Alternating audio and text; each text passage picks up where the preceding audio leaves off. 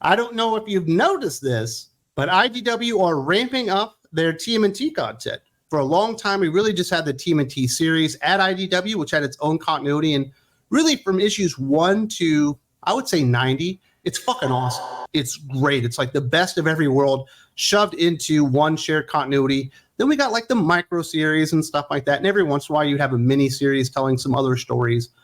But for the most part, that's what we were getting. And then it kind of went off the rails, and Sophie Campbell shows up at issue 100, and nobody cares. And next thing you know, you get TMNT The Last Ronin, which is definitely in the Mirage universe. It's absolutely badass. And now we've got sequels to that going on. Now we've got Saturday Morning Adventures, which if you're a TMNT fan of like the 90s cartoon and all that kind of stuff, that's exactly what it is. And we are going to just be getting more and more and more and more and more TMNT content coming from IDW. They got a big relaunch coming now that Sophie Campbell is done. Jason Aaron is coming in. And we're also going to continue on with the Last Ronin timeline. They're trying to introduce 4 new Turtles in the future. It's not a bad series. Tom Waltz is writing it. And I think it's the Escorza brothers are illustrating. I might be wrong on that one. And it's fine. But I don't, like, I can only invest in so many Turtles. You know what I mean? Like, there are so many instances where Turtles touch mutagen and become human-like and become ninjas.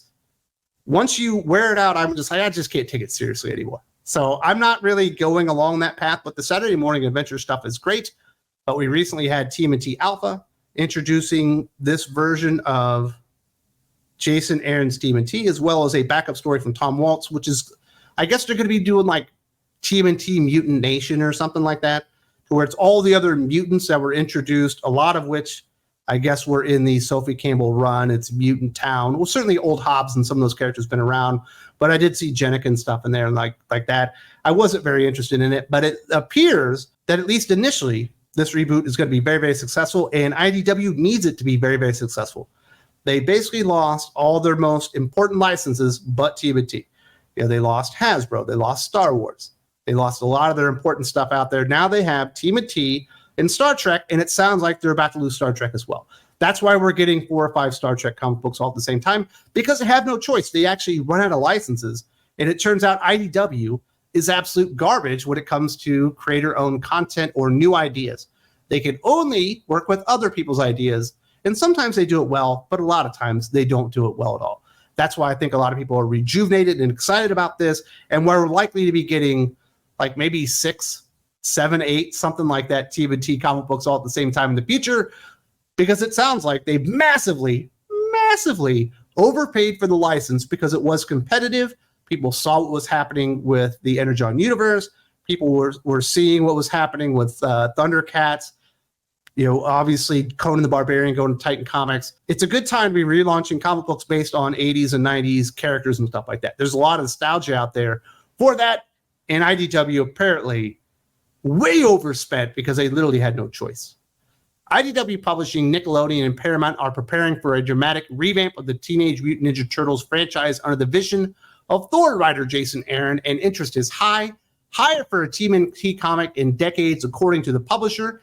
IDW is reporting it has received 300,000 orders for July 24th's Teenage Mutant Ninja Turtles #1, which would exceed the previous modern-day TMNT high point of 2020's TMNT The Last Ronin #1, which has a 130,000 copy first printing. 300,000! That is an enormous success. Obviously, a lot of it is being pushed by variant covers, not surprising. And there's some really, really great variant covers because there's been so many iterations of TMNT, you know, not just in comic books, but literally everywhere. You know, you've got like the Nickelodeon animated stuff. You got the original 90s cartoon. You've got the movies to turn into. What have there been, like 3 iterations of the movies at this point? You've got the original Mirage comics. You got the Image comics, obviously IDW and all that kind of stuff. And there's just a fuck ton, an absolute fuck ton of variant covers. I don't know that I completely buy the 300,000 orders, but I know IDW, if you want to do retail exclusive variant covers where the retailer, for the purchase of like maybe, I don't know what the number is, let's go with 5,000. You buy 5,000 A covers and you're allowed to do an exclusive variant cover print run of whatever it is, you know, and you get to pick out the artist and all that kind of stuff. I know their numbers are much lower than Marvel and DC. TMNT are huge. Maybe just every retailer out there that ever even considers doing retail exclusive variant covers, we're like, let's get in on this, which I would imagine they would be interested. Because every artist out there has a TMNT cover that they've envisioned. It's probably not going to be very difficult to find people that want to do stuff like this. But 300,000 is an enormous order. And congratulations, it's something that IDW needs because they are in a massive amount of upheaval. They've lost their editor-in-chief. I think they just lost their primary owner. They're laying people off, and they are losing shitloads of money. And they just spent probably well more than they could possibly afford to retain the license on IDW. The license for Teenage Mutant Ninja Turtles and comic books and all that stuff. That's why there's going to be so many different SKUs of TMNT coming out every single month just to justify the price of what they're doing. Now, as far as Jason Aaron, I'm enjoying Batman Offworld. I didn't really like anything he did at the end at Marvel Comics other than his Conan the Barbarian run, which I think is fine for the most part. There's a couple of things in there that get really boring and repetitive, but for the most part, I liked his Conan stuff. Didn't really like anything else he was doing probably for the last, I'll say 5 years. I think his Thor run, especially at the end when you get into War of the Realms, really, really sucks. His Avengers run starts out kind of strong, but just dies almost immediately. Punisher, interesting premise for an issue or two until you realize what he was doing, and then it just sucked. Batman Offworld, actually kind of good. I did read TMNT Alpha, which includes like, maybe it's 10 pages. Maybe it's 14. It's not very much. But it's a short story of, I believe, Donatello from Jason Aaron. And there's going to be multiple artists and all that kind of stuff. And the thing that's really concerning about TMNT Alpha is that is the most like depressing version of TMNT I've ever seen. Even more depressing than The Last Ronin when all the brothers were dead. And you were learning how they died. I was like, oh man, this is hard. But it's supposed to be like the Dark Knight Returns for TMNT.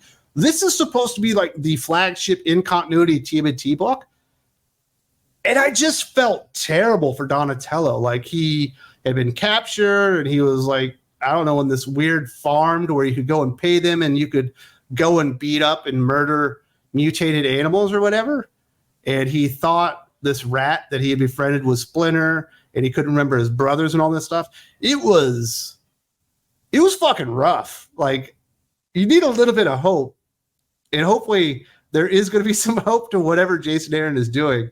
But that Alpha issue really, really turned me off. But it is only 10 to 14 pages. I think it's just a flavor of what he's going to be doing. But if you're a Donatello fan, I'm sorry. He's in a terrible state.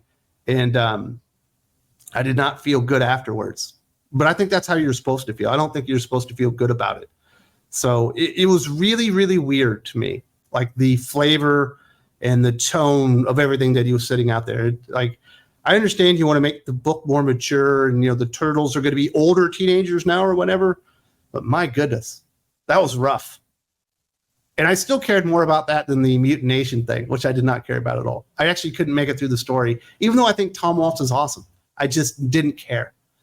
Teenage Mutant Ninja Turtles is written by Jason Aaron. In a unique move, IDW is having the first 4 issues be drawn by 4 distinct star artists, each spotlighting one of the turtles. Joelle Jones is drawing issue number 1, which focuses on Raphael, with Raphael Albuquerque drawing number 2, which focuses on Michelangelo. Issue number 3, the Leonardo story, is being drawn by Cliff Chang, while Chris Burnham is illustrating the Donatello-centric issue number 4. Teenage Mutant Ninja Turtles number 1 will go on sale this July. One of the weird things that they were doing under the Sophie Campbell run was basically they broke apart the brothers, which I think is fine. That stuff happens, you know. That's how Raphael ends up finding, I believe, Casey Jones in the first place. And, you know, we know that Leonardo gets separated at one point. You know, whenever they retell it, they always kind of tell a lot of the same story beats. So it's very normal for the brothers to argue with each other and maybe one or two to go off on their own. But they always come back to each other. I'm not sure if they ever did.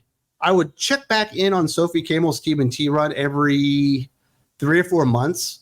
And it was always about Jenica and Mutant Town and then how depressed and alone the brothers felt apart from each other, but them never coming back together. Perhaps eventually they did. But based on what I'm seeing with the Jason Aaron stuff, maybe they didn't because they're apparently all separated, at least at the very beginning. I don't think it's a smart move to have 4 different artists, even if the tone of the stories and the characters are supposed to be in 4 different places. Like, I understand Joelle Jones and Raphael Albuquerque are completely different artists with completely different strengths and might really fit the story that you're trying to tell with Raphael and Michelangelo better or whatever. I do think it's good to have continuity and let people know what the creative team is going to be and what you can expect moving forward. So it's certainly interesting. It allows them to do a lot of different variant covers, especially for the first 4 issues. You know, the first one, you can do obviously your homages to the entire team, but you can do lots of Raphael covers. And the second one, you can do lots of Michelangelo covers. And the third one, you can do lots of Leonardo covers. And the fourth one, you can do lots of Donatello. So I guess in that way, you might be able to monetize it and capitalize on interest and the divergence of characters and all that kind of stuff to keep the variant cover scheme alive, at least do 4 issues. But I think it's also probably a good idea to say, this is who the creative team is, and this is why you should be excited. Not everybody that likes Joelle Jones is going to like Cliff Chiang. Not everybody that likes Chris Burnham is going to be a fan of Raphael Albuquerque. You know what I mean? I think continuity is more important at this point, especially when you're relaunching. But 300,000 sales says I'm wrong. People are very, very excited about this one. I wouldn't expect the 300,000 number to keep up going into the future. And I don't expect this to be nearly as good as like Transformers right now, which is, you know, one of the 3 or 4 best-selling comic books in the entire industry. I don't expect this to be outselling Ultimate Spider-Man, you know, in 3 or 4 months after the initial launch. But obviously people are enjoying it. Me personally, I like more continuity. Me personally, I like a steady artist. Me personally, I like a nice through line. I don't mind a one-off issue or a side story here and there. I think a bunch of side stories to begin the series, not exactly what I personally would have done. But then again, I'm not the guy that sold 300,000 copies of Jason Aaron TMNT. So I'm probably a complete numbnuts fool for even questioning this. But of course, I will be reading it because it's TMNT, and I do like TMNT. I wish we could cover it more. But the Sophie Campbell stuff was just so bad. But we have definitely been recommending every step of the way TMNT Saturday Morning Adventures, easily the best TMNT comic book that's been out for the last couple of years at least. This is the latest of a string of 80s and 90s property relaunches getting big numbers. Thundercats #1 from Dynamite Entertainment, for example, sold over 170,000 copies of its debut. Image Comics announced orders for Transformers #1 exceeding 150,000. Conan the Barbarian #1 was the biggest opening ever for Titan Comics with just over 80,000 orders. So it does appear that nostalgia is in the air. You can get something that was popular in the 80s and 90s that has a decent name to it. And it's not like Thundercats are a huge name. They're just kind of a decent name. You can pop a big-ass number, especially if you go out there and you get the right variant cover artist, you have the right variant cover program, you go out there and you work with retailers that want to do exclusive covers, you could absolutely do big numbers on those, because I do think it's not so much a reader's market right now. I think this is a collector's market. It's a speculator's market, and they are driving basically the strategies, not only for Marvel or DC, but basically all publishers. If you get your hands on Thundercats, it doesn't matter if the story is good. It doesn't matter if the art is good, because the art on Thundercats absolutely is atrocious, and the story ain't much better. It matters if you pop that big-ass number with some awesome variant covers. Everything else be damned. Thankfully, for Transformers, they did prioritize creative, getting Daniel Warren Johnson on there. Not only did they pop the big number, they put a badass story on there, and it's continuing to do well. Same thing with Titan Comics and Conan the Barbarian. A lot of people like Conan. They got the license. They went out there and got Jim Zub, Roberto De La Torre. Now we got Doug Braithwaite on there.